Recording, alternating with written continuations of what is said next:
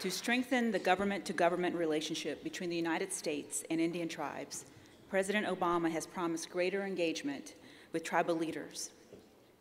As you know, in November 2009 and December 2010, the President invited tribal leaders, cabinet secretaries, senior officials, and members of Congress to attend the White House Tribal Nations Conference. These two conferences allowed this administration the opportunity to hear from tribal leaders from across Indian country about the issues facing tribal nations. Continuing the administration's commitment to engaging with tribal leaders, we will be hosting the 2011 White House Tribal Nations Conference on Friday, December 2nd in Washington, D.C. We look forward to building on the frank and honest discussions that we've had at the last two Tribal Nations conferences, and to ensure that our agenda for the third Tribal Nations Conference incorporates the priorities that tribal leaders would like to discuss with this administration. We will be holding in-person meetings and regional conference calls to seek input from tribal leaders on the topics of the breakout sessions for the conference. It's similar to what we did last year when we held regional phone calls. And certainly this is a process that I also asked our federal family to provide input as well, reflecting the government-to-government spirit of this relationship. We are grateful that NCAI has agreed to host the first of these meetings tomorrow, Tuesday at noon, and we hope that the conference invitees will join us then. But meaningful dialogue is about more than the Tribal Nations Conference. President Obama is committed to regular and meaningful consultation with tribal leaders, marking a new era in the United States relationship with the tribal governments. The President signed a memorandum on November 5th, 2009, directing every federal agency to develop a plan to fully implement the executive order on tribal consultation. The federal agencies are currently implementing consultation plans, and tribal consultations are an unprecedented level throughout the U.S. government. Indeed, we have heard from some tribal leaders that the effect has been too many requests for consultations. I think I even hear consultation fatigue at times. The administration is therefore exploring ways of coordinating agency requests for consultation and of using technology to smooth the consultation process. Federal agencies have also been making sure that tribal input is sought from the cabinet level. Recent examples include a visit to Pine Ridge by Attorney General Eric Holder and other senior officials from the Department of Justice in July of this year to discuss implementation of the Tribal Law and Order Act, and visits by Veterans Affairs Secretary Eric Shinseki to Montana and North Dakota to meet with tribal leaders to discuss access to VA services and benefits for American Indian veterans. The administration has also been working to identify ways to improve outcomes for tribes when they participate in federal programs. In late February of this year, the President issued a memorandum entitled Administrative Flexibility, Lower Cost and Better Results for State, Local, and Tribal Governments, which calls on agencies to engage in frank dialogue with tribal stakeholders about practical cumulative impact of federal requirements and areas where greater administrative flexibility could help achieve better and more cost-effective outcomes either within a program or across programs. In order to specifically focus on cross-agency collaboration to increase flexibility and benefit tribes, the Office of Management and Budget and the Domestic Policy Council have convened interagency working groups to focus in areas that tribal leaders say are priorities, which includes housing, access to credit, and workforce development, job training, among other areas. These working groups are developing plans which describe how they will pursue short-term and longer-term changes in these high-impact areas. One example of progress already being made in the administrative flexibility area is related to the 477 program, which many of you are aware of this program, which allows tribes to establish demonstration projects to coordinate their HHS, Department of Interior, and Department of Labor employment training and related services in a manner that integrates the program services involved into a single, coordinated, comprehensive program. The goal is to encourage employment, integration, and to reduce the administrative costs associated with each individual agency's programs. Audit procedures issued in 2009 changed reporting requirements for tribes operating 477 demonstration projects, and we heard from several tribes that these audit requirements are costly and do not permit sufficient flexibility. In response to tribal leaders' concerns, we announced our commitment to working together to identify a solution that is not overly burdensome for tribes and affords them flexibility, while at the same time ensuring that funds in the 477 projects are spent in accordance with the purposes for which they were appropriated. HHS, Interior, and Department of Labor recently sent a joint letter to tribal leaders on September 30th, which immediately suspended the requirement for separate program audits. We are forming a working group to develop a more suitable and simplified way to audit 477, while also ensuring that these funds are spent for allowable activities. The working group will include the affected agencies, HHS, Interior, and Labor, the Office of Management and Budget, and will also have tribal representation.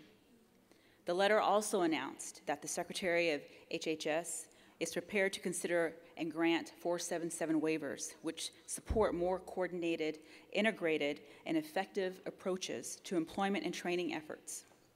HHS will consider 477 waiver requests immediately, and in the coming months will roll out a simplified waiver process. Finally, the controversial draft funding agreement addendum, which included the now suspended auditing requirement, has been withdrawn, and tribes will be allowed to draw down in lump sum funds from specific HHS programs as early as they are available in a fiscal year.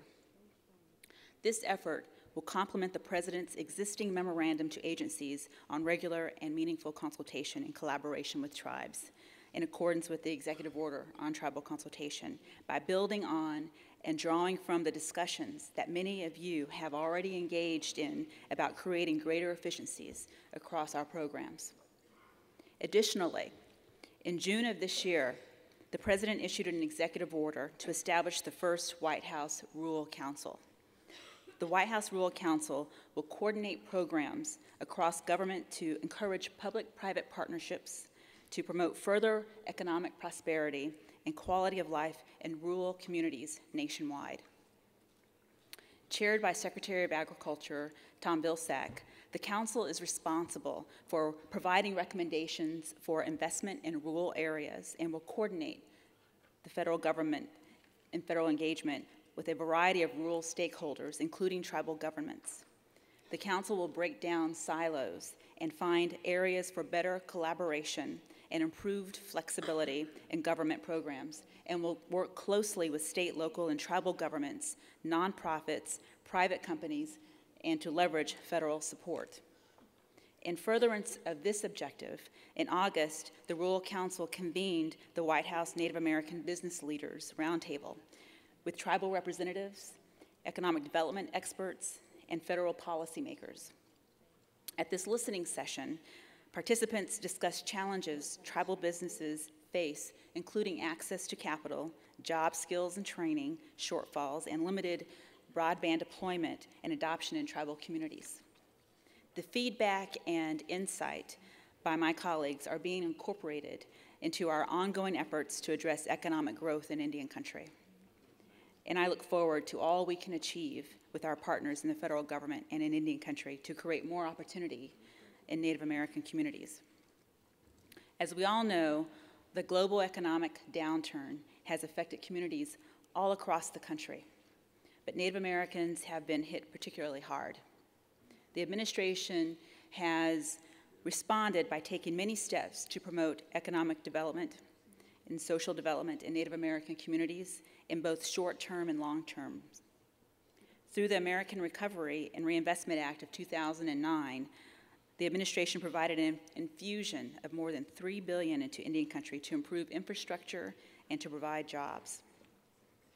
Among other things, these projects have developed finance improvements to roads and deployment of broadband in Indian country, improving key infrastructure that will help facilitate economic development.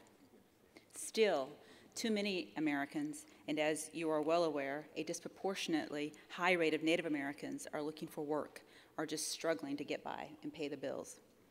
Though the economic challenges of Indian country are significant, President Obama is committed to forging a brighter future with tribes by identifying and developing long-term solutions that will help break the generational history of unemployment in Indian country.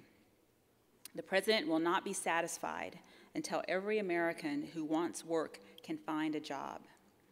That's why the President proposed the American Jobs Act. The American Jobs Act is a bill made up of the kind of proposals that have been supported in the past by both Democrats and Republicans. It's a package that will put more people back to work and put more money in the pockets of working Americans. And here's what the American Jobs Act does for Native Americans. Tax cuts will benefit over 20,000 Native American-owned small businesses. The President is proposing tax cuts that will go to every small business nationwide, providing incentives to hire and make new investments. An estimated 1.5 million Native American workers will benefit from the extension of the payroll tax cut. By extending the payroll tax cut for employees next year, the President's plan will help increase paychecks for 1.5 million Native American workers, providing them with more money to spend in their communities and support their families.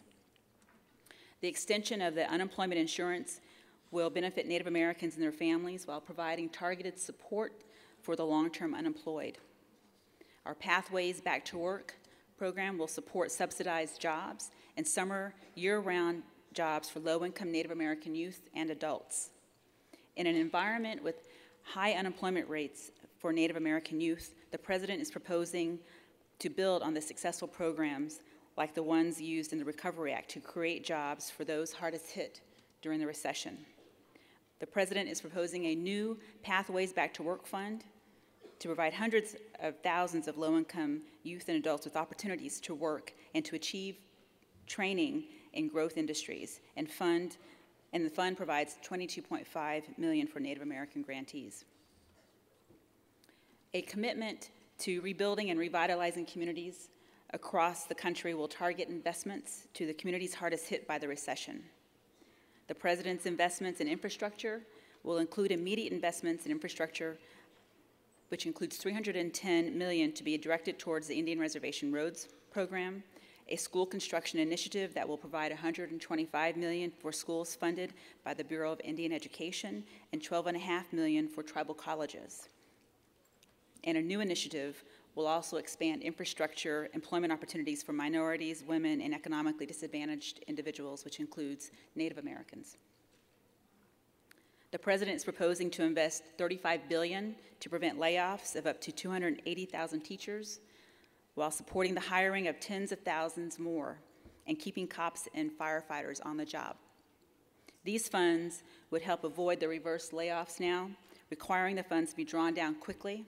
Under the President's proposal, up to $150 million will be allocated to schools funded by the Bureau of Indian Education and will be directed towards educators and will benefit schools funded by the Bureau of Indian Education. We'll also expand access to high-speed wireless in a fiscally responsible way. The President is calling for a deficit-reducing plan to deploy high-speed wireless services to at least 98% of Americans, including those who live in tribal areas and in more remote rural communities, while freeing up spectrum through incentive auctions, spurring innovation, and creating a nationwide interoperable wireless network for public safety. Building strong, prosperous Native American communities is a priority for the President and his administration. Working together, we can ensure that all Americans can work and can look forward to the future of renewed prosperity. Keys to unlocking economic growth on reservations include investments in roads, high-speed internet, education, clean energy, and infrastructure. The administration has already done so much and made progress in these areas. Tribal leaders who have met with President Obama have stressed to him the importance of investment in infrastructure. President Obama agrees, and we have supported many economic development initiatives that are focused on the needs of Native Americans. The administration is also working with tribal leaders to bring their communities into the 21st century by equipping them with high-speed access to the internet. Both USDA and the Department of Commerce have programs to do so. USDA, for example, awarded loans and grants worth over $133 million to expand broadband access in tribal communities in the continental United States, and an additional $122 million to provide high-speed internet infrastructure across Native villages in Alaska. Similarly, Department of Commerce awarded approximately $1.4 billion for broadband projects to benefit tribal areas. Additionally, this month, the USDA announced new rules developed in consultations with tribal leaders that will make it easier for tribes to access federal programs to assist in building out additional broadband infrastructure. These rules, which apply to substantially underserved trust areas, will allow tribes with fiscally sound projects to more easily access funds to complete this project and help level the playing field for some of the least developed areas of Indian country. These infrastructure investments go hand in hand with a wide range of projects to create jobs in Indian communities and prepare Native Americans to fill them. Perhaps the most important long-term investment for any country, however, is in education. Tribal leaders have stressed, in particular, the importance of greater tribal control over the education of Native American students. The administration has proposed changes to enhance the role of tribes in the education of their youth and give them greater flexibility in the use of federal funds to meet the unique needs of Native American students. We have also accelerated the rebuilding of schools on tribal lands, and we are working to improve programs available to tribal colleges. Another crucial component of economic and social development is the health of our people, yet healthcare is often insufficient in American Indian and Alaska Native communities. President Obama took a major step towards addressing healthcare gaps for all Americans by signing last year the Affordable Care Act. Significantly, as you know, it also provided the permanent authorization of the Indian Healthcare Improvement Act, which modernizes and updates the Indian Health Service. And the administration expects this law to improve the lives and health of American Indians and Alaska Natives. First Lady Michelle Obama has also made a particular effort to involve Native American youth in her Let's Move initiative to address childhood obesity. On May 25th of this year, the First Lady had launched the Let's Move in Indian Country initiative at the Menominee Nation in Wisconsin. In addition, the First Lady and the American Indian youth planted native seeds of corn, beans, and squash in the White House kitchen garden in June of this year. Let's Move in Indian Country brings together federal agencies, communities, nonprofits, corporate partners, and tribes to end the epidemic of childhood obesity in Indian Country within a generation. To further the efforts of Let's Move in Indian Country, the First Lady recruited Native American athletes like Sam Bradford and Levi Horn to encourage Indian kids to adopt healthy lifestyles. One public health challenge, however, on which we are focusing particularly intensely is the unacceptably high rate of suicide by Native American youth. From November 2010 through February 2011, the administration held listening sessions with tribal leaders from across the country on suicide prevention.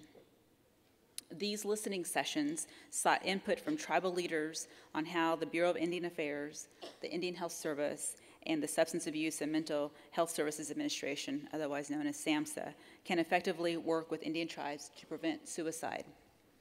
These listening sessions culminated in a suicide prevention conference for Indian Country, which took place in August in Scottsdale, Arizona.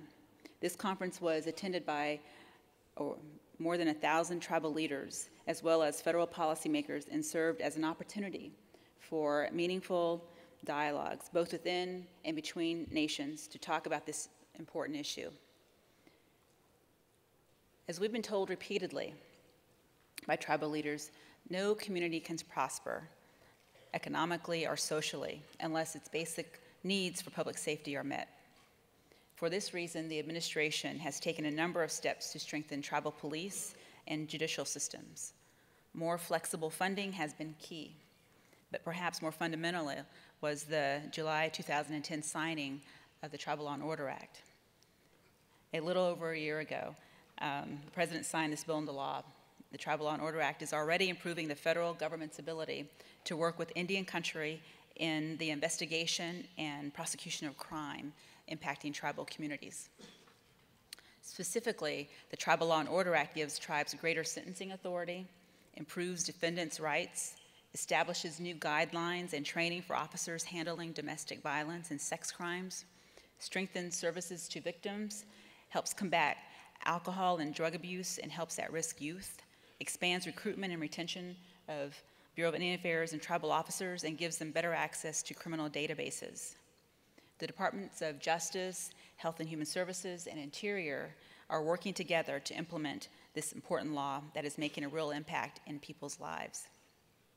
For example, in August, the Departments of Justice, Interior, and HHS entered into an MOU, or an MOA, that the agencies would collectively, among other things, determine the scope of alcohol and substance abuse programs faced by they will collectively work together to figure out the scope of alcohol and substance abuse problems faced by Indian country and identify the resources each agency can bring to bear on the problem and set minimum standards for applying for those resources. In addition, the Department of Justice launched a 4-year pilot program for the Bureau of Prisons to accept tribal offenders sentenced in tribal courts. The Department of Interior and the Department of Justice developed a long-term plan to enhance tribal justice systems, including improvements to detention and treatment centers and alternatives to detention.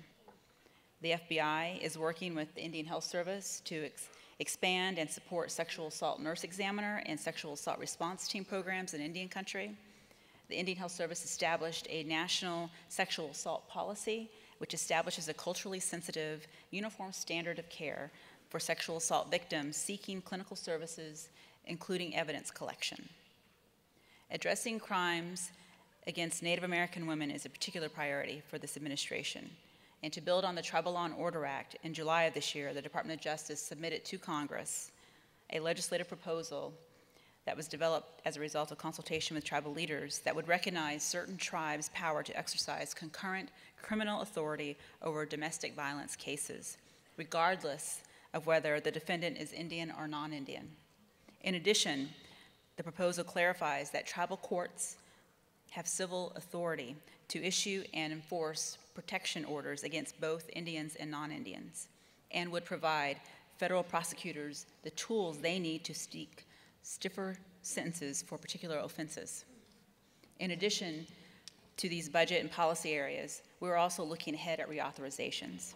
Our agencies continue to seek tribal input and support for Native American programs in the Department of Transportation's reauthorization of the Surface Transportation Bill, the Education Department's ESCA reauthorization, and to help the administration develop policy priorities for VAWA reauthorization, as well as other reauthorizations coming up like the Farm Bill. For example, our agencies will continue to seek input from tribal leaders. While the United States has made great strides in Indian country, we know much remains to be done.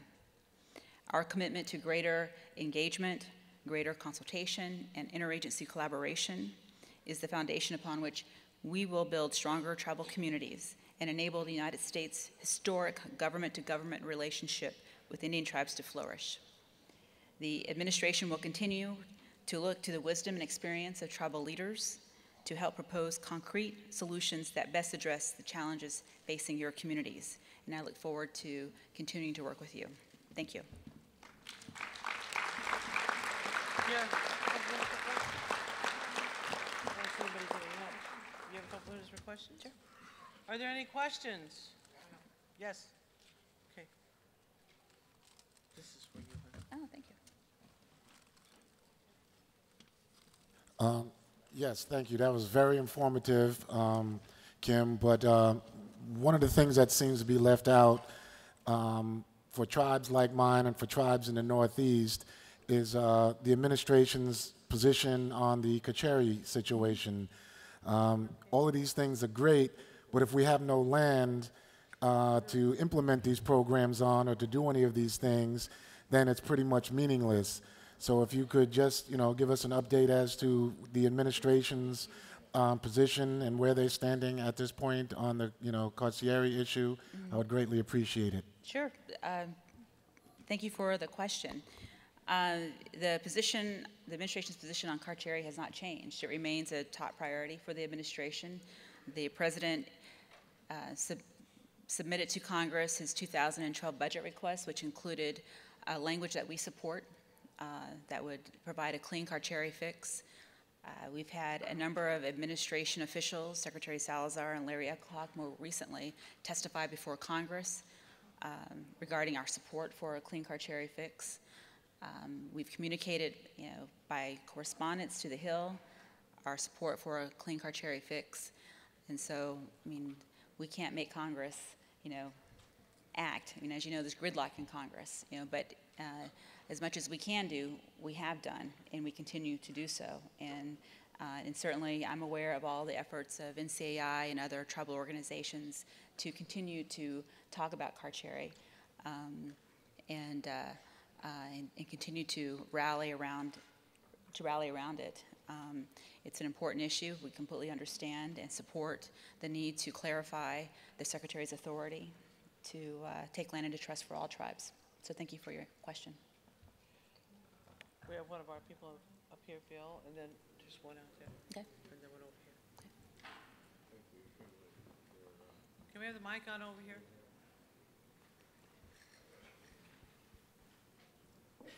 Tap your mic, and then you hold it down. There it's going. Oh. Thank you for being here. I appreciate your presentation from the White House. And I hope you will relate to the President that we appreciate him and his understanding that suicide is a problem within Indian country. And I hope that you will encourage him to keep the pressure on BIA, IHS, and BIE to keep it in the forefront. Because in Alaska, every 3 days, a young Alaska Native commits suicide, and that's just totally unacceptable. Absolutely. And while we are working hard to solve the problem, we understand that it's going to take the young people in Alaska to help us solve this problem and to be able to interact with them better than we have been in the past. And so part of that responsibility, most of that responsibility is on us, but the resources to do this, we're going to really need some help from the federal government to assist us. But thank you very much for letting us know that it is on his agenda. Absolutely, and I appreciate the comments.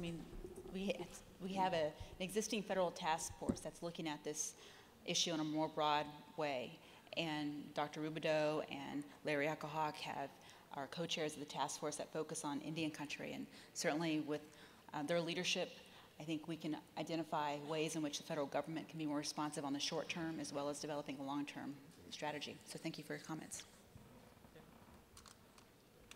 Yes.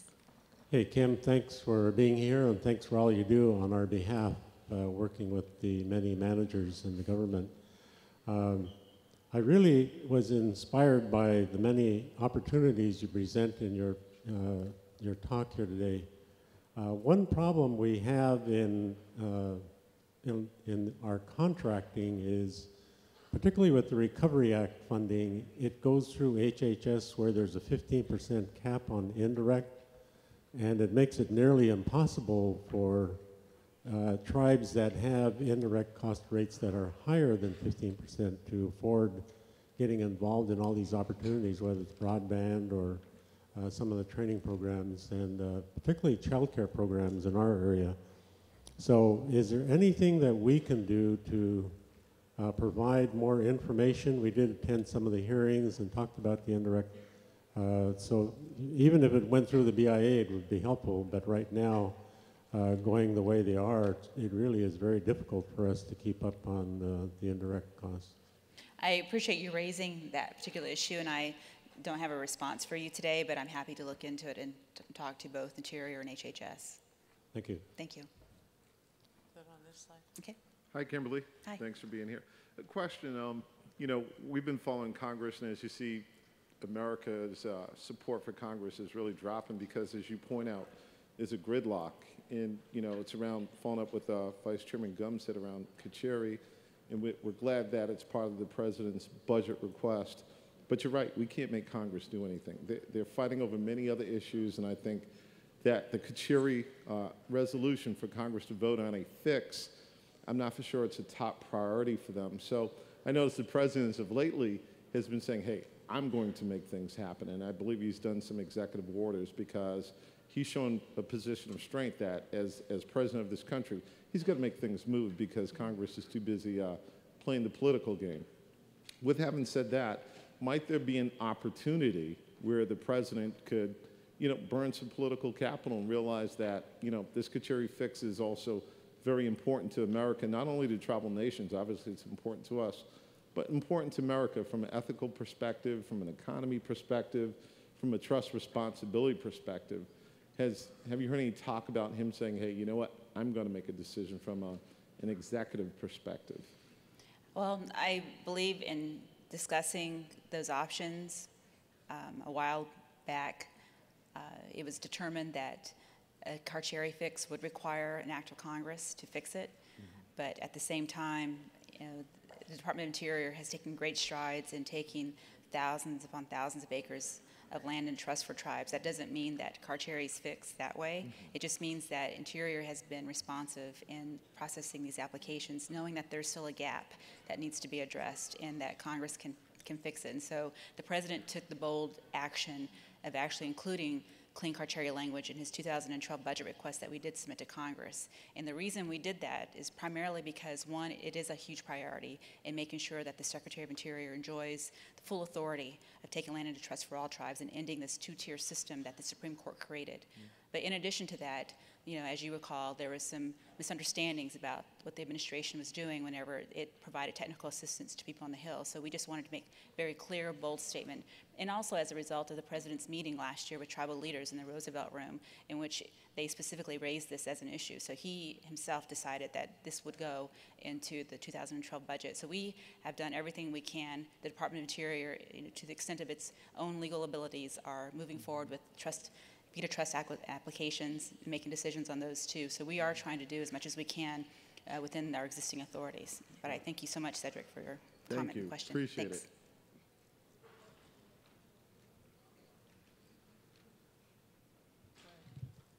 Thank you. My name's Dottie Shamblin. I'm a Kaw Indian from Neah Bay, Washington, a traditional elder. Now, I've been asking for an act of Congress for recognition of the Native Americans having ceded land in order to be entitled to have health care and all of the other things within our treaties. Those treaties are binding contracts. I've also asked for an act of Congress for recognition that the veterans, the Native American, is the one ethnic group that gave the most sons to each and every war. And recognition that the language of our Native Americans is the one that saved the Japanese war. I would like to have an act of Congress for these things. But now that you're here and you have the ear of the president, an executive order would work.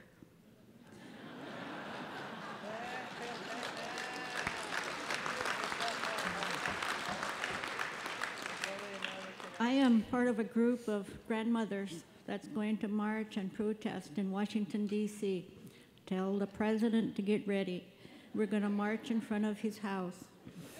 And if you can get us an appointment to meet with him, we will ask for that executive order for these things.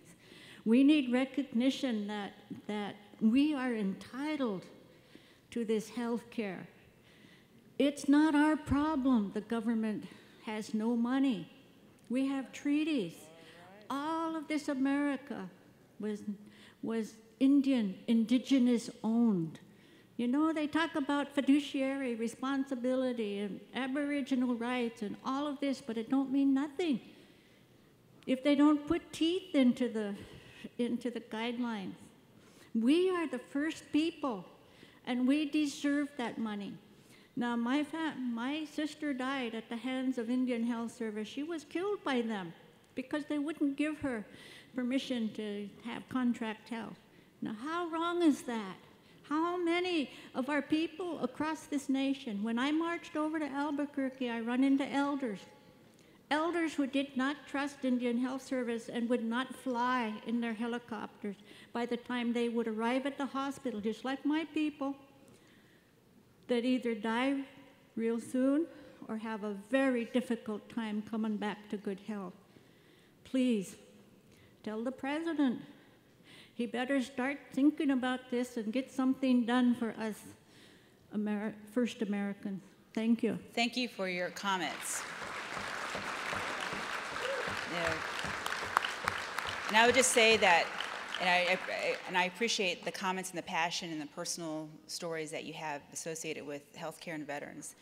You know, veterans and making sure that our veterans are taken care of is a precious area for the president. He believes strongly in that people who serve this country should have better health care, better housing, that they should come back from service with a job, and that their finances are intact. And so he's taking great efforts to making sure that that's all taken care of. But in addition to that, also trying to deal with the high rates of suicide from veterans as well, and those coming over. So I appreciate the comments, but just know that Native Americans are not lost in that dialogue about the broader efforts to take care of our veterans.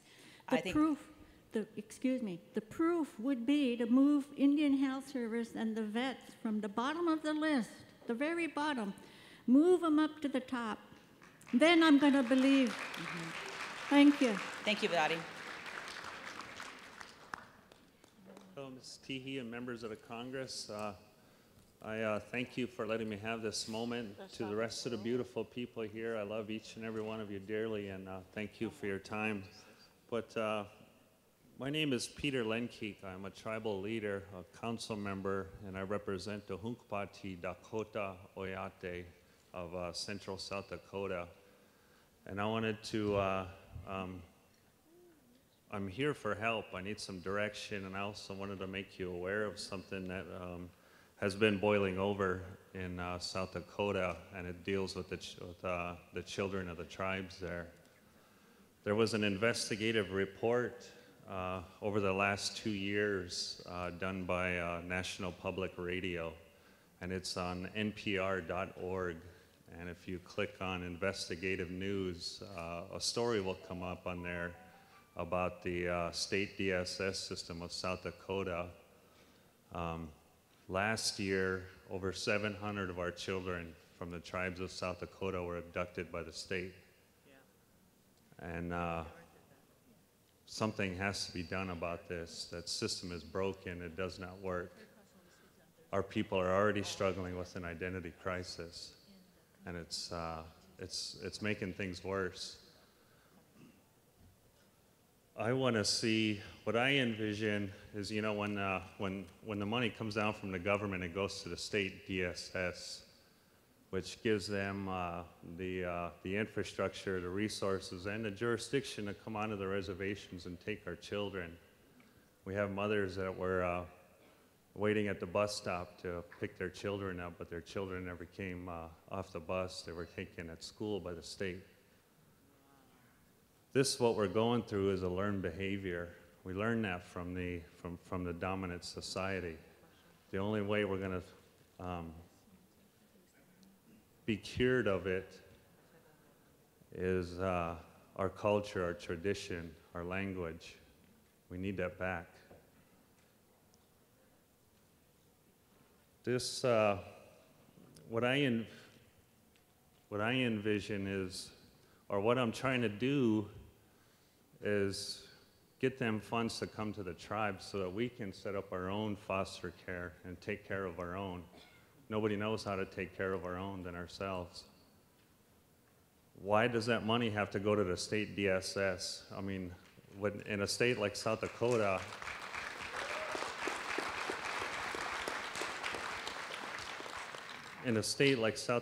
where tribal and state relations are already at a terrible low, and they've always been, and that's the way it's always been, and it'll probably always be like that. That's how we see it. But them funds should be coming to the tribes so we can build our own infrastructure and take care of our own. If a child has to be temporarily moved out of the home, put them in this foster care there in our hometown on our reservation where they'll be cared for, looked after, immersed in culture and tradition. And in the meantime, go into that home, teach them young parents how to be parents.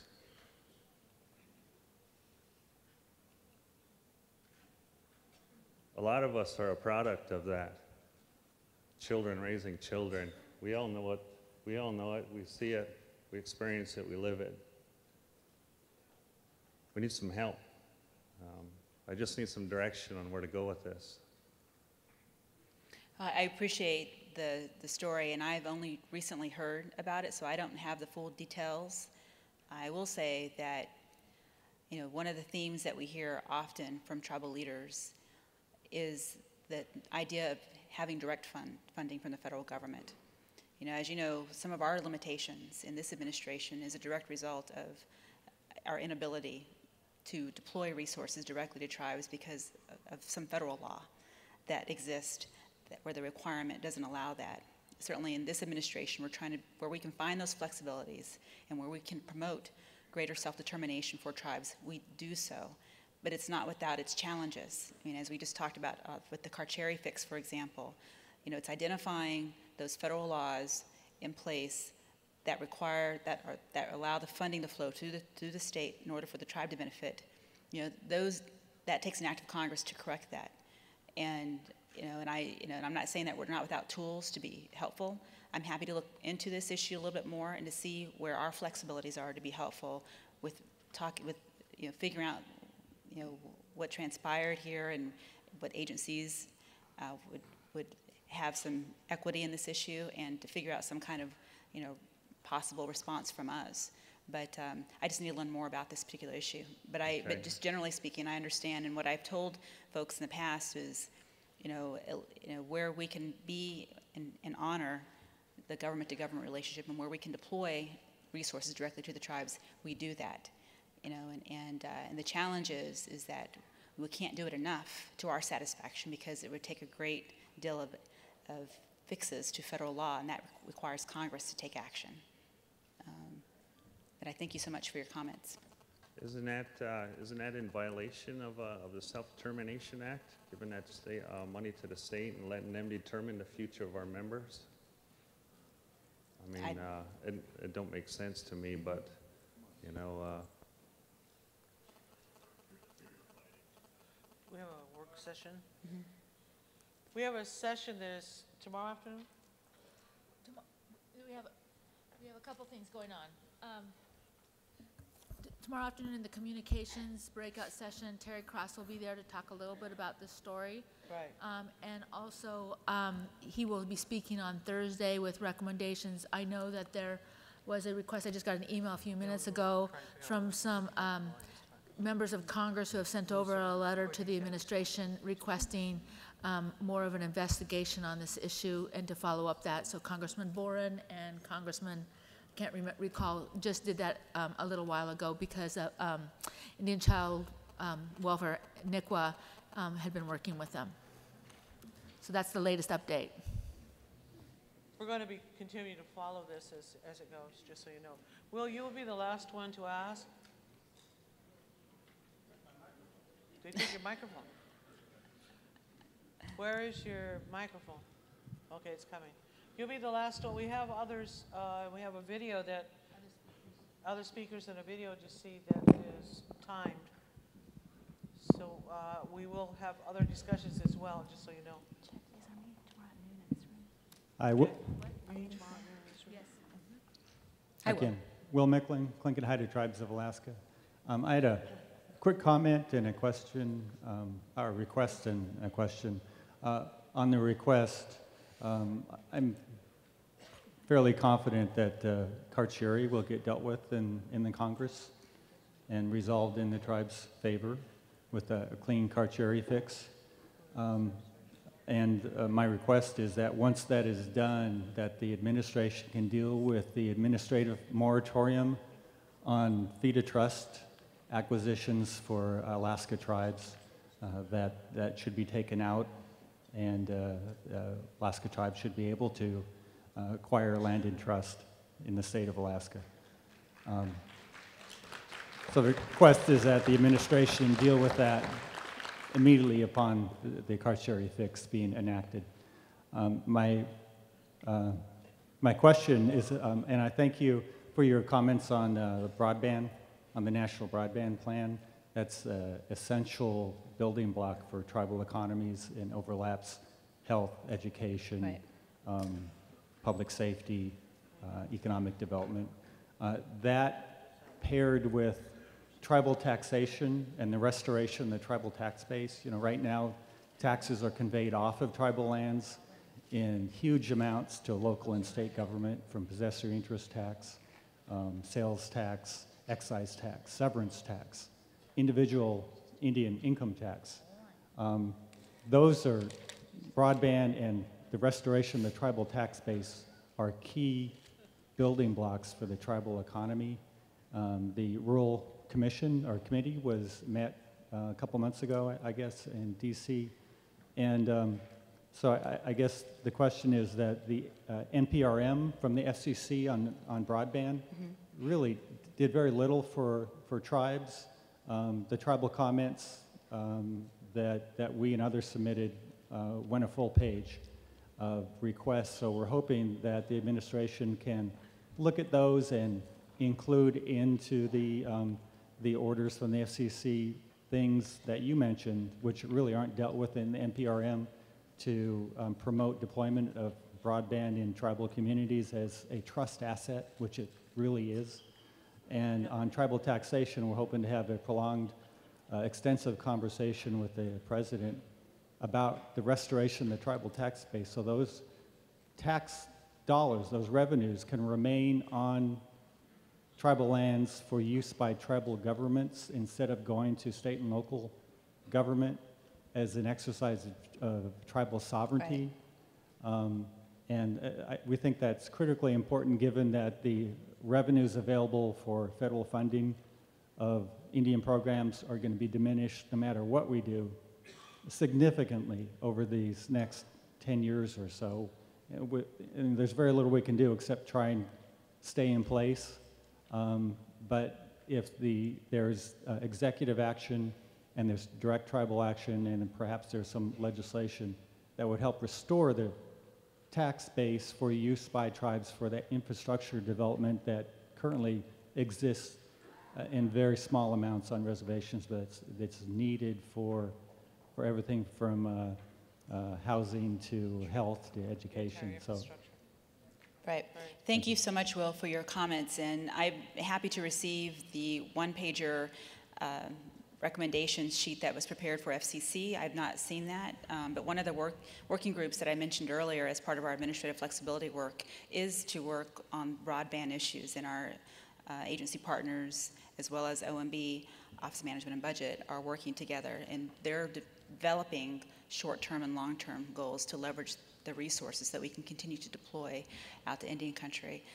The taxation issue presents some challenges, as you all know, because of court decisions that have been riddled through, and we are well aware in this administration that Native American economic development presents some unique challenges because of those very issues that you talk about, the access to capital, remoteness, all those other issues. And so we are working to try to address those, and certainly we look forward to comments from people such as yourself to help guide us and inform us on what path to go forward. I just want to make one more plug for those conference invitees that tomorrow at noon we will have a meeting in this room, and I think Deputy Secretary Hayes and Larry Alcohawk and others of the administration will be in the room, and it's our in-person meeting with the conference invitees, the tribal leaders, to seek input on the topics that can be considered and for discussion at the breakout sessions during the Tribal Nations Conference.